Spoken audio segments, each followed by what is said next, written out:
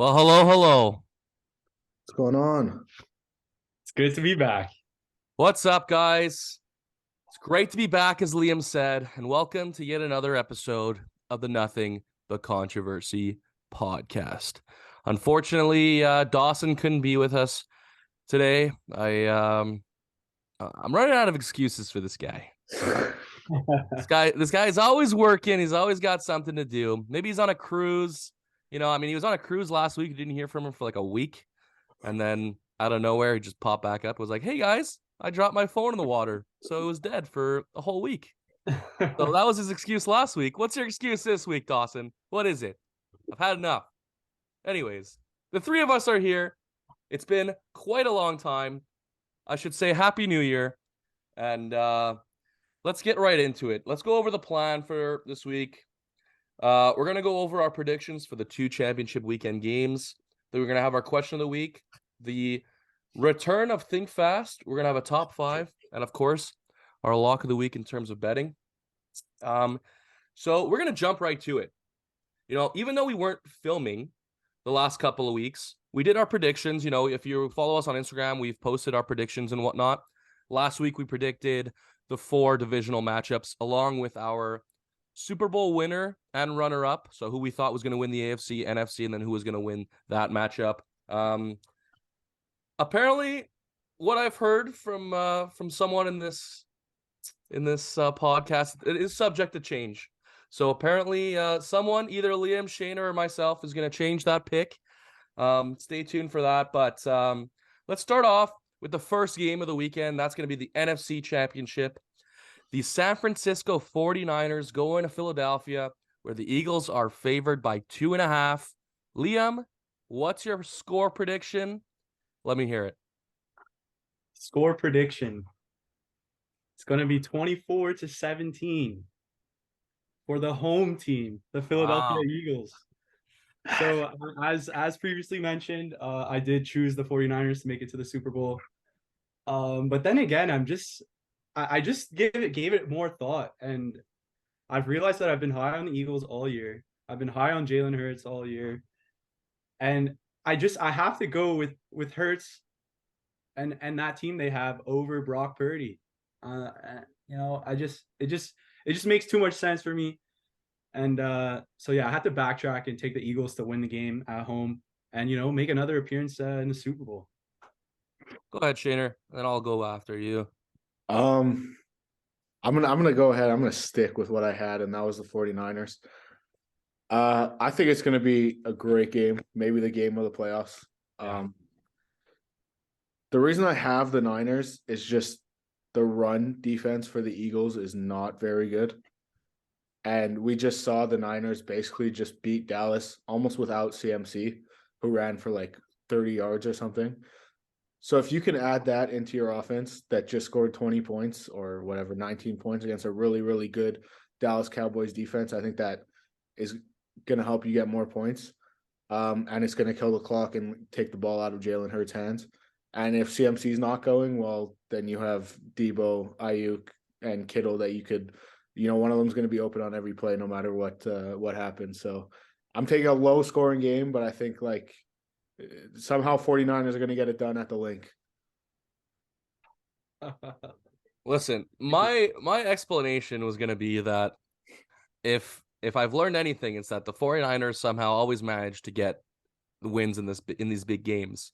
But you could literally say the exact same thing about the Eagles. So, that's not going to be my explanation. You heard Liam say it before. He's taken Jalen Hurts over Brock Purdy, and that's a great argument. And I know you guys don't like Colin Cowherd, but one of his big segments he does in the playoffs is he does the bracket of quarterbacks, whatever. Mm-hmm. And if you would have done the bracket of quarterbacks, you probably would have said that it was going to be Jalen Hurts against Patty Mahomes in the finals. So it's really, really tough. It's really, really tough. And I think I'm going to pick the San Francisco 49ers simply because I'm literally in a 50-50 split. Don't know who's going to win. And I picked the Niners to make it to the Super Bowl. So I'm just going to stick with it. And I'm going to make it as close as possible. I'm going to say 28-27 Niners. on let's say a last second Robbie Gould field goal. All right, that's what's gonna happen. Robbie Gould, That this man guy, does not miss in the playoffs. not you know, not to let me not tell to you. jinx him or anything, but this guy's 65 for 65 in career playoff kicks. The guy's like 35 for 35 on extra points and like 28 for 28, whatever the math adds up to. He Shader. hasn't missed a goddamn kick. That's unbelievable. You know, You have to clip this immediately after we finish the episode. For when listen, Robbie Gould misses that game winning got you. goal against the Eagles. I got you. I would just like to apologize to 49ers fans in advance. I'm just saying, like, it also big games like this. I think coaching is Yeah. bigger than most people realize it is. Shanahan's been here before. He's been to a Super Bowl. He's, to me, a better coach than Sirianni is, regardless. But not saying that Sirianni's not a great coach, because I think he is. I think he's one of the great up and coming head coaches in the NFL. But in his second year as a head coach of the Eagles, and his first in a big game like this, the nerves might be a little high coming out early. And Shanahan and all his team has been there before, except for, I guess, Brock Purdy. But the guys around him, the core of the team has been there before. Yeah. Yeah, that's a really good point. Actually. And listen, man, like, not to get into this completely, but I've seen some reports that they're gonna start Brock Purdy next year instead of Trey Lance. And to me, that is wild. To be honest, he hasn't done anything to prove that you shouldn't be starting him. That's fair. Yeah, throw okay. the draft picks out of the way. Throw them out. What is going to Sure. You're in the business of winning football games. Sure, What is gonna win absolutely, you football absolutely. He's shown that he can do it, And Brock but Purdy you has can't done throw the nothing. draft picks away. They Brock sold Purdy- their soul for that Okay, for that bro, player. Once you're in year 3, draft picks go out of the way. I don't give a shit what you've done. If you've done nothing in your career at this point, and the guy's come in and he's done it and he's won for me, I'm going to go with him. Because then if they go to Trey Lance and they start 0-2, everybody's going to be freaking out. I agree with that mentality, and I agree that's what teams should do. But I think, managers or, whoever is really making this call, coaches, the organization, they have too big of an ego. I think they're going to want to prove that, Lance was still worth what they gave up for him. But like you said, bro, it should be Brock Purdy. He hasn't shown any reason not to be the guy. So. But it's also like, as much as I like the kid, to me, like I don't care who you are, you're set up for success with all those players around you. Like I don't care. Sure. I think any quarterback, you pick a team you'd want to go to and play for the next 10 years. I think every single person is playing San Francisco. You have the best defense in the league. You have the best running back in the league, arguably.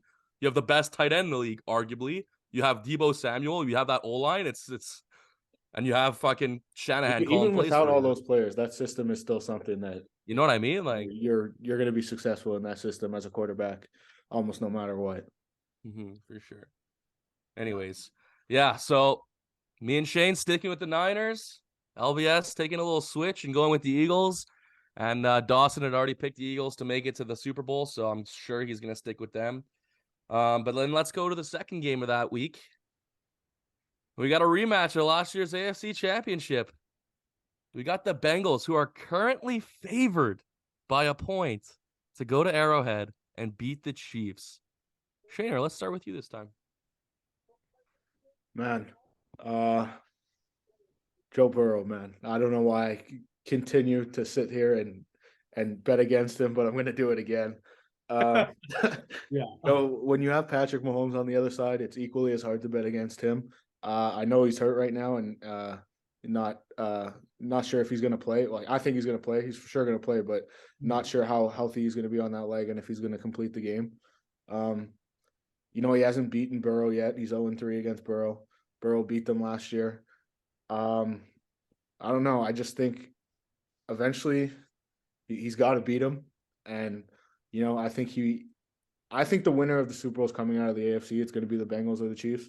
I think the winning pedigree is bigger in the Chiefs than is with the Bengals because they've been to the Super Bowl. They've won the Super Bowl. And I just think they have so many more weapons than the Bengals defense can cover without, if they get to Mahomes, sure, whatever, that's different. But if they can't get to Mahomes, even if he's staying in the pocket, then it's a tough matchup for them to try and guard. Logan Wilson's a very good cover linebacker, but we're also talking about the best tight end in the game right now and a first ballot Hall of Famer that he's coming up to cover. Kadarius Toney, I like the way they've used him since they got him. Valdez Scantling, he's not getting the ball a lot, but man, if he burns you, there's not many guys that can run stride for stride with him. And then Juju Smith-Schuster, the under guy, pretty much catches anything thrown his way. So I'm taking them. It's also pure fact that I don't want to see Eli Apple for another week. I agree. Dude, what was he doing on the go. sideline? Yeah. Honestly, you hit the nail with the fucking hammer right there. I want to take the Bengals too. I want to so bad. I want to see Burrow win. And when we take a look, I think this game is going to be the complete opposite of the NFC game. It's going to be a low scoring, grind it out in the NFC. I could see, a lot of points being scored here. I know we assumed that would have happened last year. And I think I think it was like 24-21, something like that, when the Chiefs and Bengals matched up in the playoffs. But I think we're going to see a lot of scoring on the weekend. But again, you just have to trust that Mahomes, Kelsey, Isaiah Pacheco has been great in the playoffs. I think he's rushed for over 100 last week or this week. So, that adds another dimension to another crazy, Chiefs offense. That's something that they didn't have last year also. Exactly, that they didn't have. So I like them squeaking out with the dub. So with that being said, I'm taking the Chiefs. What did you say your score was? I didn't predict the score, but if I'm going to have to, I will say that the Chiefs will win 35-31, something crazy. Shane, did you give a score? I did not. Do you have a score? I don't know, probably aligned with LVS there, 31-28 or something like that. Okay, so correct me if I'm wrong, but I think that for the first time in a while, we have the 4 best teams in the NFL in the championship games. Yeah, I think that's accurate. Fair statement to say, yeah. I think people could argue Bills, Bengals all year. It was a toss-up. Bengals beat them up. If you say the Bengals 5, then the Bengals 5, but I think the Bengals are 4. So I think that's really cool to see that finally we're going to see the 4 best teams in action finally, because last year, I think it was the Niners in the NFC Championship, and they were the 6th seed or something, but I don't think many people really considered them to be a top 4 team or whatever. But also, I have a question, and is Joe Burrow now the 2nd best quarterback in the NFL? Yes. I think so too. Yes. I think so too, man. And I was one to be extremely high on Josh Allen, and I still am. But obviously, I think this season proves it. And, just the matchup as well. Joe Burrow outclassed Josh Allen, and it wasn't really that close. Josh Allen was turning the ball over this year, man. That's the problem too, and obviously this could flip next year. Who knows? Josh Allen has an MVP season, and Joe Burrow, has a decent year. It's tough to say, but I think at the moment, undoubtedly, he is the 2nd best quarterback in the NFL. You can even throw Jalen Hurts in that conversation after this year, man. It's. There you go, good. But listen, you're giving me plus money to see the Chiefs win at home. I'm taking that all day. I don't bet against Patrick Mahomes regardless of if he's at home or not. And you're going to give me plus money to do it? I'm taking the Chiefs. Not that the Bengals literally didn't do the exact same thing last year, come in Arrowhead and beat them, because it's 100% possible. I think it was more of a shock, though, last year. This year, I think the Chiefs know what to expect. Last year, they came in and everybody was like, okay, the Bengals have no business being here. Or not that they have no business being there, but they weren't supposed to be here. So they're playing with house money. This year, it's okay, we knew we were getting, they already beat them. The Bengals already beat them in the regular season. Mm-hmm. We know what Bengals team we're getting. Last year, I think that they didn't know what they were getting. Yeah, so listen, I'm going to take the Chiefs to win 38-35, high-scoring game. All the fans love those high-scoring games. Why not? Listen, whether or not the Chiefs or Bengals make it, honestly, I'm okay with any matchup I see. Whether the Niners or Eagles win, whether the Bengals or Chiefs win, I think it's going to be a great Super Bowl. Last year's Super Bowl was also really, really good. But before that, there was a string of real bad Super Bowls. And I don't think I don't think there's any chances for real blowouts anywhere on this board.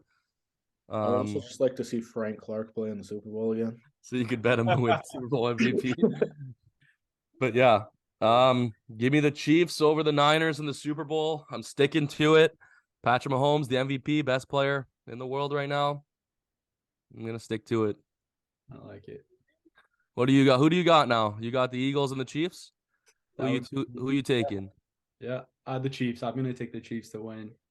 Patrick Mahomes is just gonna cement his legacy further, and Mhm. hopefully someone can take him down next year. I mean, if LBS got his wish, it would be the Eagles and the Niners in the Super Bowl. Yeah, unfortunately they don't do that. It's too bad. Yeah. All right. So those are our predictions, and we're gonna go to our question of the week. And as we've seen, we're all Habs fans. This is a Montreal podcast, and when we talk about hockey, we like to talk about the Habs. And as we've seen in the last 2 weeks, Slavkovsky's been shut down for what is it, 3 months? He's done Now for the year. and Caulfield's done for the year now. Our two out of three next gen players gone. And we're basically saying the tank is on. All right. We're Don't tell Montembeau that because that guy's someone told that carrying the team chill. right now.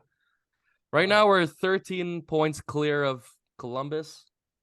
So it's gonna take a lot of bad games to get back into contention for that number one pick. But my question is strictly hypothetical. And that is, since we have 2 first-round picks this year, the Panthers aren't doing great either. They're hot right now. They're gonna I make. know they're doing a little better now, but I'm upset about it. theoretically, if the Habs got the first pick, we all know they're going to take Bedard. But Nope. theoretically, they win the second draft pick lottery, right? Yeah. Who are you taking at 2? Because the consensus second overall pick right now in most mocks says Adam Fantilli is going second. I'm But a taking lot of Bedard at people 2 just to prove all the experts wrong. they can Bedard at 2. Imagine. So tell me, who you taking at 2 if we got Bedard at 1? I mean, this is a no-brainer. It's Adam Fantilli. Really, eh? We all know that I'm a huge fan of Adam Fantilli and the way he plays. Look, we saw Montreal, they want to get bigger, and Adam Fantilli is exactly how you get bigger. Look, if you have Bedard, I know a lot of people are saying, well, why is Matvei Michkov falling in the draft? And that's because he can't come over until 2026. So you're drafting a guy that's 3 years away from even walking on into North America. If you have Bedard, you don't need Michkov. They're the same player. Well, same, skill and same, the style of play is the same. So you don't need them. Fantilli is the next big power forward in the NHL. If he lives up to his potential, dude, he's physical. He's big. He's good in the defensive zone. He's good in the O zone. He could pass. He could score. He could do everything you need. And like I said, Montreal wants to get bigger. We saw that when they took Slavkovsky. We saw that when they, wanted Gouli and Xhekaj in the NHL this year instead of sending them down. Keeping Anderson instead of accepting one of those many trade calls they got, getting Doc. It's in Kent Hughes' vision to get big skilled players. Adam Fantilli fits that perfectly, and he is the second best player in this draft. Better than Michkov. Yes. I think Michkov's just more dynamic. Fantilli is a better two-way player than Michkov is. Yeah, I think you have to go Fantilli. Obviously, you just explained how the Habs have been wanting to get bigger and everything like that. And he kind of reminds me of, like, this is not an accurate comparison, because I think Fantilli is going to be a better player than the man I'm about to mention. But I can see some similarities, and that's Josh Anderson. I think, a big guy who has crazy speed, just so skillful. I like his game the most. There's other guys as well, like Carlson, who has gotten hot. Leo Carlson out of Sweden. Another thing with it's easier to change a center to a wing, but we saw like Leo Carlson's a center, and it'll be easier because Montreal has their 2 centers right now. Absolutely. It'll be easier to put Fantilli for me on the wing. We saw him play on the wing in the World Juniors, and he played really well in that position. So I think that also helps taking Fantilli there. Yeah, I think he just makes the most sense. Like I don't see like why would you go anywhere else? Like looking at the top 5 guys. Um, so yeah, I think you just have to. There's no. That's where I feel like you're kind of handcuffed. Why would you take anyone else? Is It's how for sure it's a dream situation for Kent Hughes to look at his left absolutely wings and see Slavkovsky right. and Adam Fantilli there. Yeah, Two yeah. very good guys that are both two-way guys I, and that can put the puck in the net. That's your best case scenario. You look this on is this yeah. This is one of those things that does not need to be overthinked and just pull the trigger on the guy. That's it. like That's how that's one of those you walk up at the same time and announce the 2 picks back to back. yeah, Like you yeah. don't go back down to your draft No, table. no, I agree. No, I can't hear you. Just to be different, I'm gonna say Mishkov. To be honest, Simply Mitchkov's for the not even going fact in the top 10. that, huh? Mitchkov's not even going in the top 10. Yeah, but think about it, man. If this guy was getting drafted this year, coming straight to the team, he'd be there, And it's just to be different. I just want to say that as a Habs fan, I've gone through pain and suffering watching teams my whole life not be able to score. And if we got Bedard, if we had Caulfield, I just want to add more goals, score all the time. All right, that's all I want. I'm Is goal willing scoring. to sit here right now and say, even if Montreal had the 10th overall pick and Matvey Michkov was there, they would not take him. I would love to see it happen. I He would love to see doesn't it happen. align with the way that they see hockey players off the ice.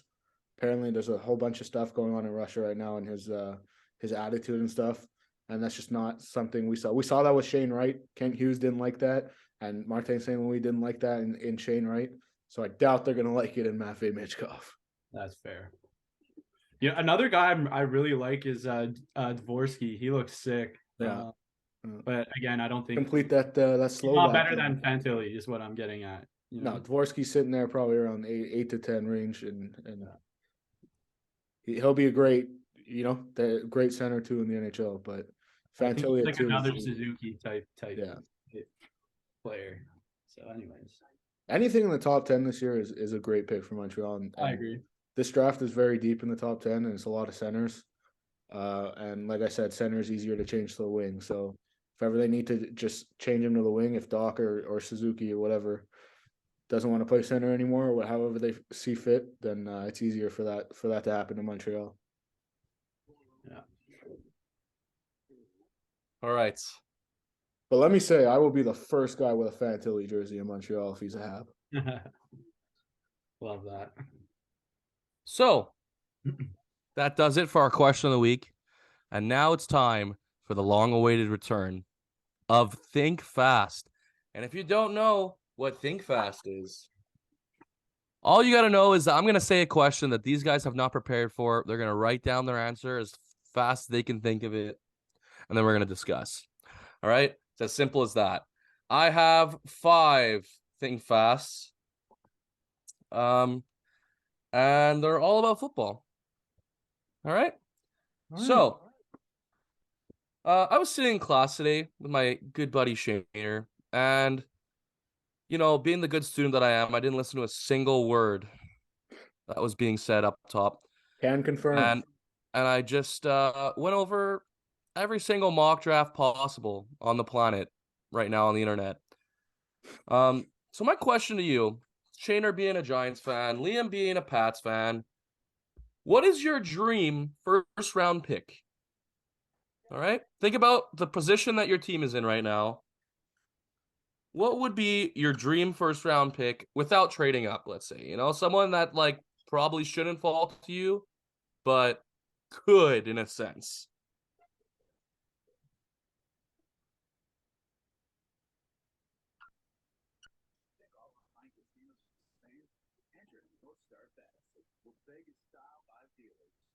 All right, you guys ready? Oh, hold on. Autocorrect is hurting right now. Okay, it's not working. All right. Hold on. Well, I'm gonna go 3, 2, 1. Woo! I got any of the receivers. I got any quarterback after the Saints would trade into the first round, possibly for Sean Payton. And then we got Shaner with Kelly Ringo out of Georgia. Let me hear it, Liam. Yeah, If you could get obviously, what? any receiver, which one would it be? Yeah, obviously there's the guys, the big guns at the top, guys like the TCU receiver. I forget his Quentin Ben Johnson. name. Johnson. Jordan Addison. I really like Jackson Smith and Jigba. What about Keyshawn Butte? Yeah, He's, obviously I don't I think don't he's think he's gonna a be a first round pick. guy. But yeah, I just want to see them go and get someone who's just a playmaker. We lack that on offense, aside from Ramondre Stevenson, in my opinion. All the receivers we have are just kind of big, like 6'1", 6 foot guys who can make plays, but will never, they're never teams aren't worried about facing the Patriots receiving core. So just adding a guy who would force other teams to game plan for. Obviously, there's like Jalen Hyatt too, who popped off for Tennessee this year, who might make the first round. And I think we're picking somewhere along 16 as I think 8. you're 14. 14. Oh wow, yeah. Yeah, so maybe even we probably grab the first receiver off the board, So whoever it is, I'm not upset about it, to be honest. Trainer.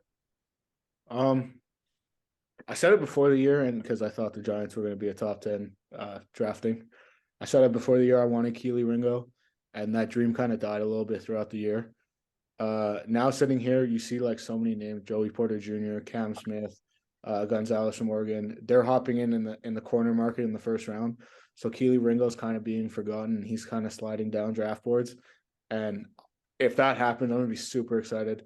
Adoree Jackson played as a top 10 corner this year. Is really good for the Giants. Basically shut down Justin Jefferson in that playoff game. AJ Brown was kind of quiet when he was covered by Adoree also. So to find the guy opposite him for the next couple of years is going to be big, and I think Keely Ringo is that guy. Like I said, I'm happy if he slides, but I don't actually think it's going to come true. So, if not any corner on the board, I think the Giants need to look hard at that position group. All right. Well, I just wrote any quarterback after we trade into the first round because I think there's a big assumption around the NFL right now is that Sean Payton's gonna get a mid to late first round pick along with a couple other picks. The dream scenario, I guess, would be getting the 12th pick from Houston. Don't think he'd want to go to Houston though.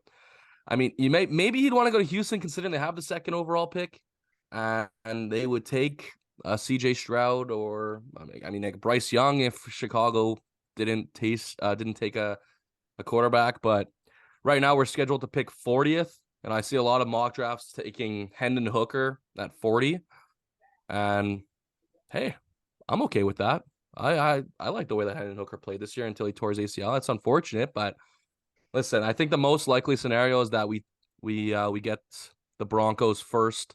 That's like late. That's the 49ers pick. That's probably the most likely scenario. That in a couple seconds, but hey, I'll take any first round pick right now. Safe to say that right now the Eagles are just laughing. They're laughing away. They're still in contention to win the Super Bowl, and they have a 10th overall pick. It breaks my heart. Anyways, so all time. This is the second question.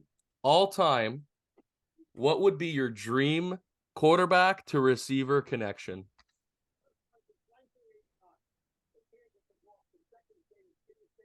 I'm just not gonna overthink this. I don't think mine comes as a shock to anybody. Daniel Jones to Sterling Shepard.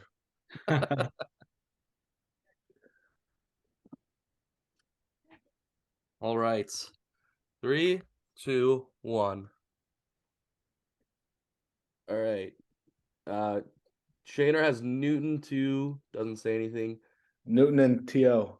Oh, Newton and T.O. Brady to Moss Yeah. from Liam. Yeah, I wonder if we already saw that, eh? Well, And that's why I said not to overthink it. I was like, fuck it, I've already seen it. my dream would be Breeze to Calvin Johnson Jr. That would be something to see back in Breeze's prime. Breeze was in his prime when Calvin Johnson was in his prime. And that was just when I was living life. But not much else to say about that. Is there a reason you'd like to see that? Just your two favorite players or what?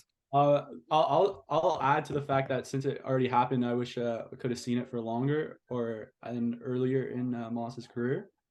So I'll just say that. Yeah, me, it's just my two favorite players to ever play football.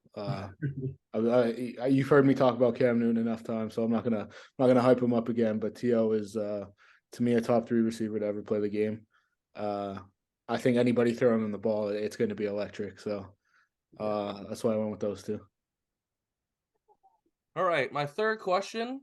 I want you guys to dig deep into these 4 rosters and think about the one player you think is most likely to be a super dark horse to win a Super Bowl MVP.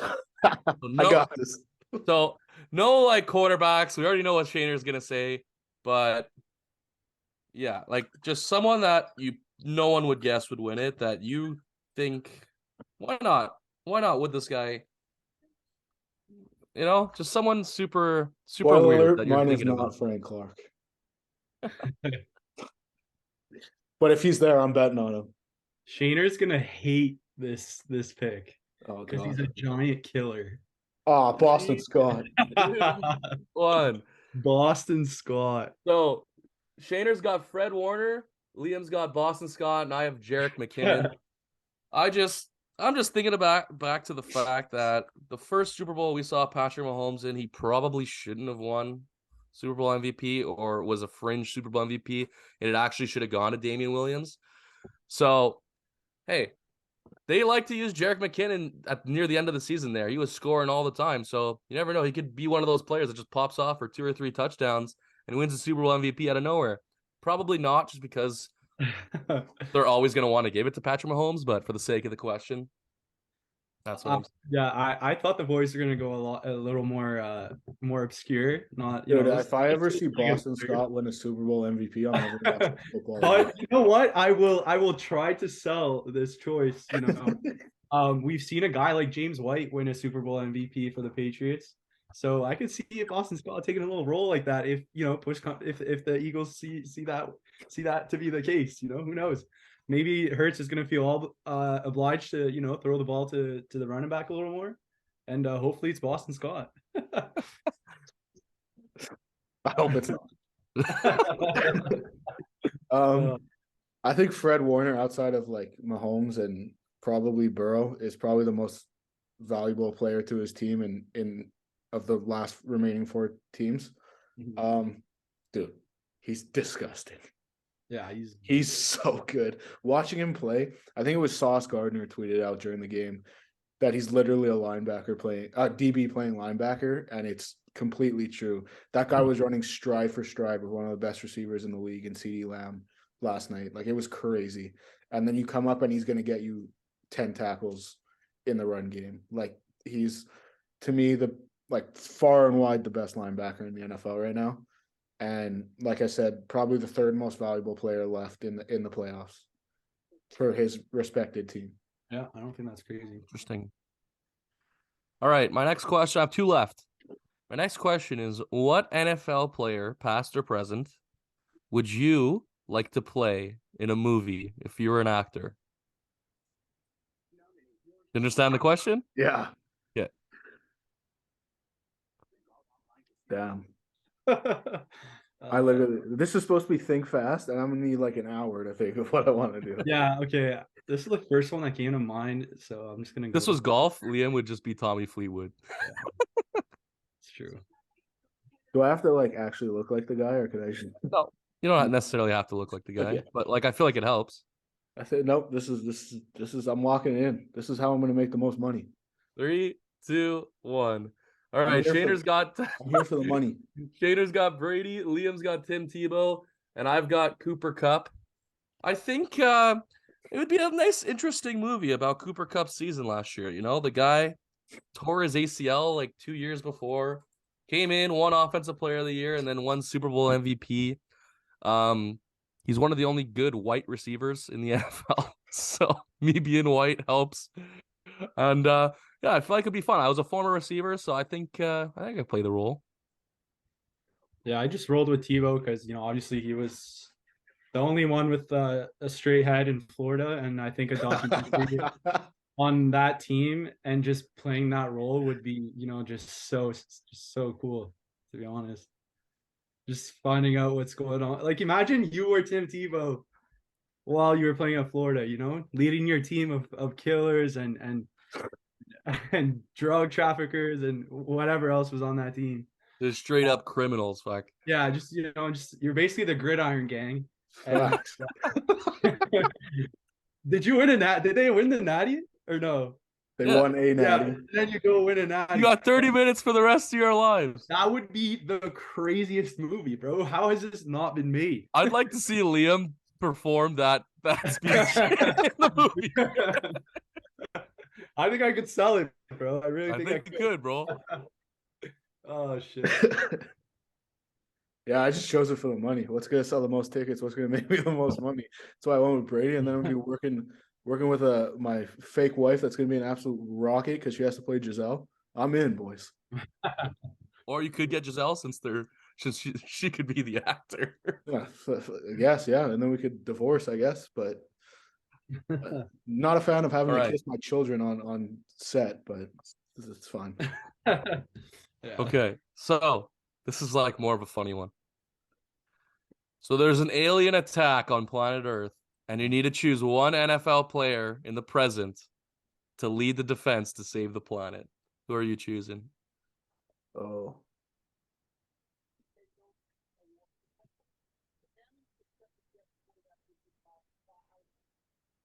Got it? yeah. I'm cheap. Yeah. 3, 2, 1, go. Oh, wow. That's a good one. Go So on, Liam Liam. and Shane both have Aaron Donald, and I've got Derrick Henry. I haven't seen a lot of NFL players able to stop Derrick Henry. So the guy's defensive end playing running back. Guy's a freak. And I think he would beat up some aliens. Yeah, nothing really needs to be said about Aaron But Donald. Aaron Donald is a real life Avenger. Aaron Donald's like the NFL version of the Hulk. Anyways, that does it for Think Fast. And now we're going to go to everyone's favorite segment, Top 5. And this week's a little bit of a doozy. We've got top 5 best NHL players you've ever seen. All right? So, can't be like Wayne Gretzky because we never saw Wayne Gretzky. Can't be like Gordie Howe or anything like that. I'd say from like 2005 on, it's probably when we became hockey fans. But anyways, I'll start with number 5. And I had like my top 4 pretty much locked in. Mhm. And I wanted to kind of find someone that I really loved playing. Loved to see play. That's Pavel Datsyuk. I thought that guy was Magic a man. freak, bro. Yeah. So that's why I put him at 5. You could argue that there's better players, but he's my 5. Yeah, it's funny that you say that because he's on my list as well, but he appears higher, believe it or not. Ooh. Number 5, I kind of sold this one too. And I don't know how accurate. I mean, you know what? I'm just gonna go with it, and that's Carey Price. When he's healthy, I think, it was consensus that he was the best goalie in the league, and he's the best goalie I've seen play. So I'm gonna roll with that. When healthy. I'm gonna go with one, and you guys might argue with me, but you don't have an argument because I did watch him play for a long time. Yarmir Yager at 5. Yeah.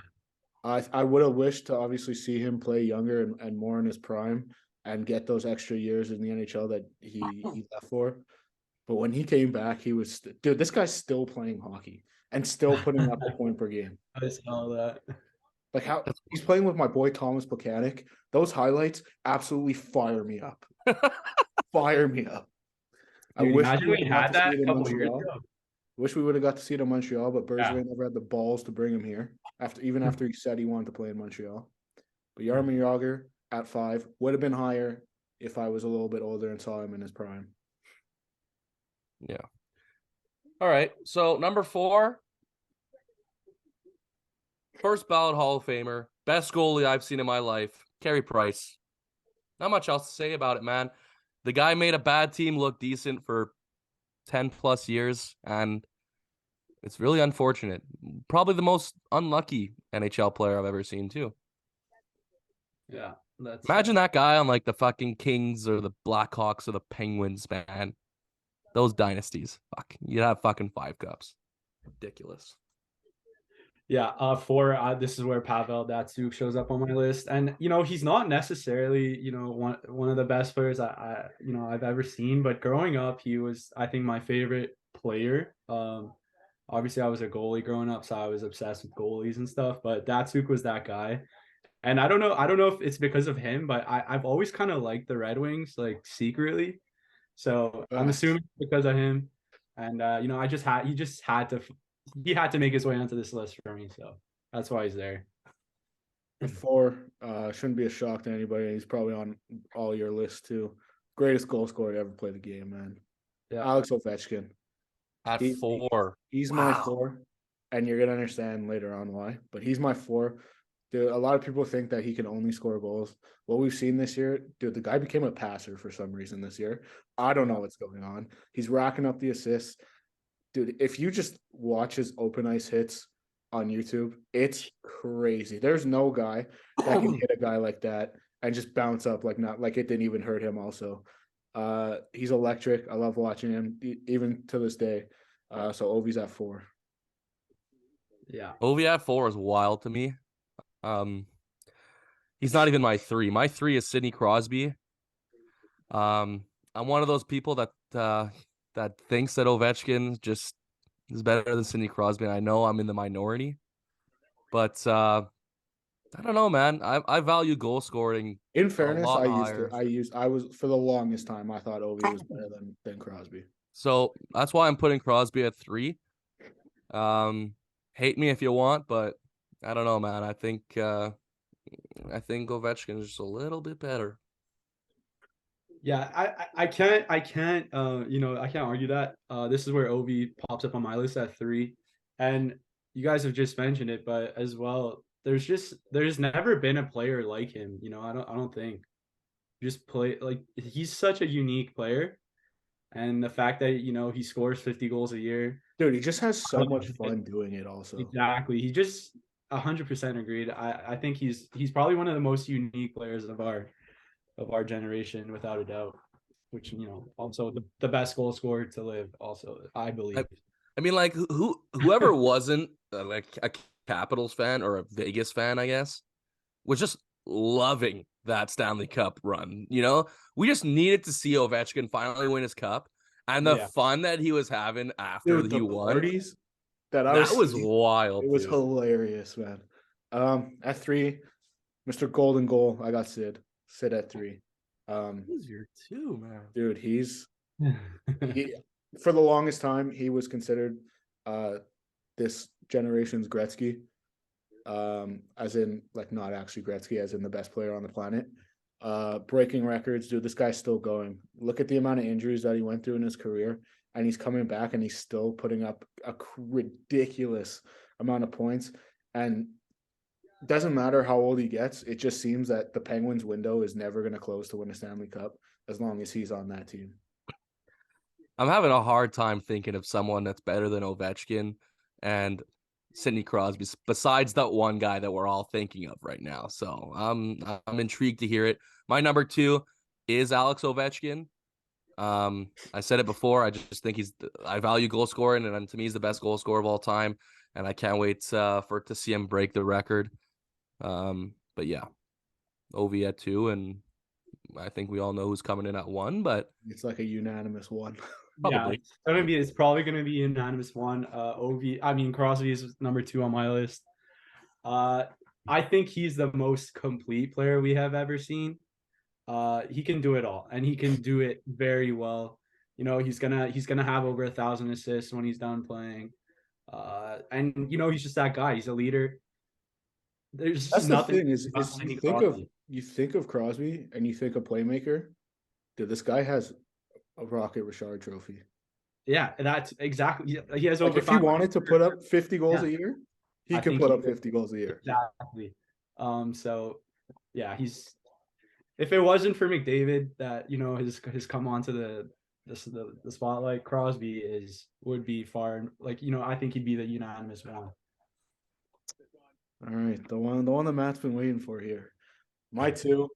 I'm not like super surprised that he's not on your guys' list, but for me, he was like this literally the first guy I thought of, even before McDavid. That's Nicholas Lidstrom. Yeah. You know what?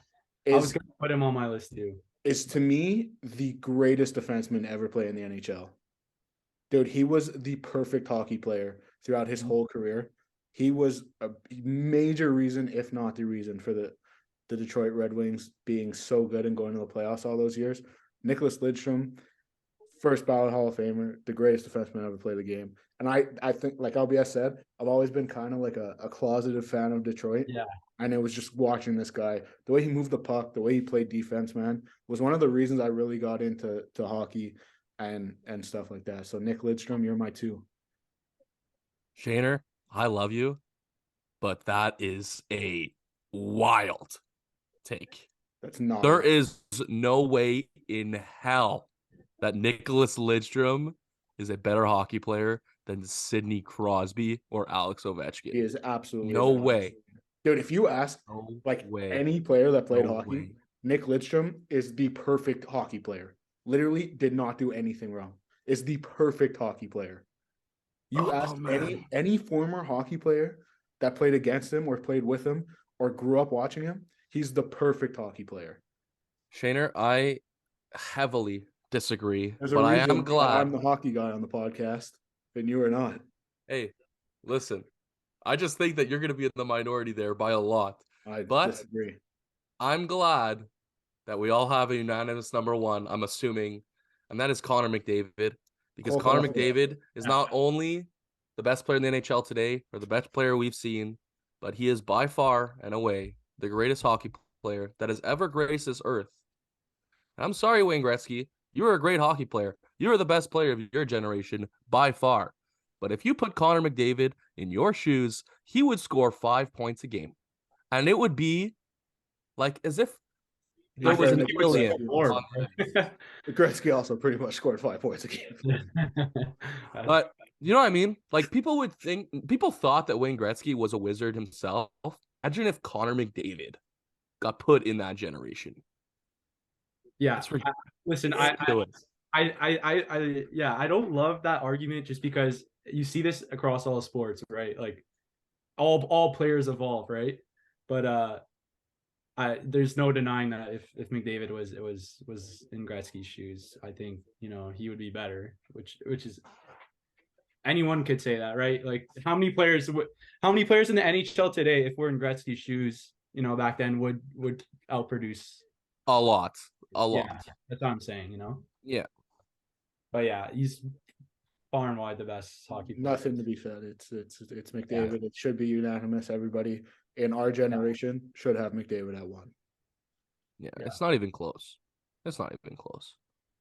Anyways, let's go to the last segment of the week. That's our lock of the week in terms of betting. Let's end the show, making people some money. Does anyone want to go first? I have two, so I'm still kind of debating on. So I'll go last. You know what? I'll go. Okay.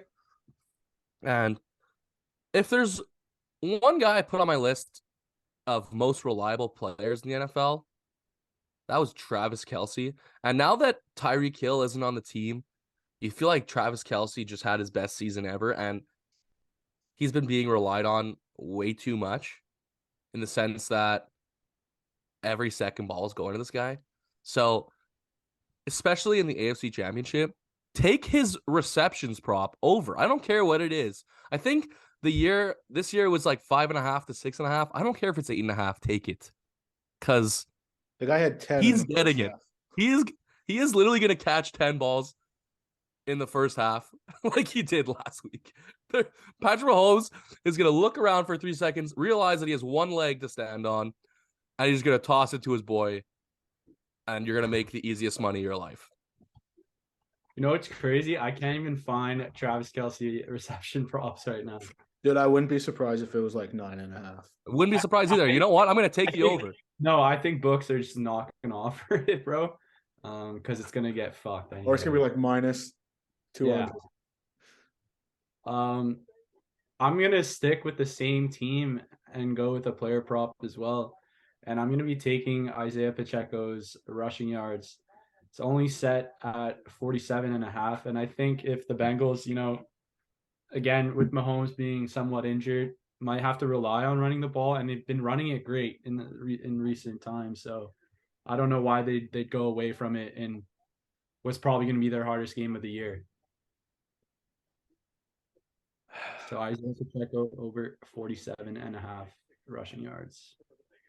I was hoping that one of you was gonna take one of my locks so that way I could just choose the other one, but you didn't. Fuck you I was both. gonna go with Chiefs ML, but So say them both.